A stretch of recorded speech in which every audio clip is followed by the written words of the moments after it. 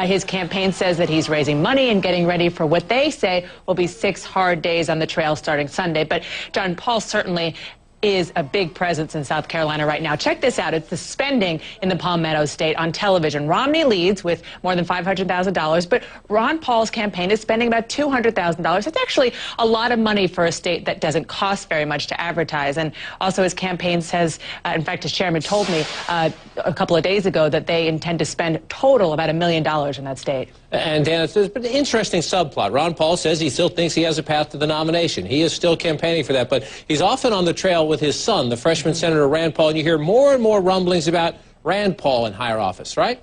Absolutely. I talk to people who know the Paul movement, and they tell me that it's not a question of whether Rand Paul runs for president, it's when he does it. In fact, just yesterday, Senator Paul was back home in his state of Kentucky. A reporter asked him if he would consider running as a vice presidential running mate. He didn't shut it down. Now, he did say he wants to push for conservative principles, and of course, right now, that means fighting for his father's campaign. But, you know, he did spend time on the trail with his father in Iowa and New Hampshire, watching them. At least from my perspective, it was clear there was a lot of grooming going on there. It wasn't just him as a surrogate. You know, Ron Paul, of course, is 76 years old. He has suggested he's going to retire from Congress after this presidential run, and he spent decades creating this movement, John, that is obviously really gaining steam this year. And people who know them say that Rand Paul learned from his father's mistakes, that he's a more vivacious and savvy politician.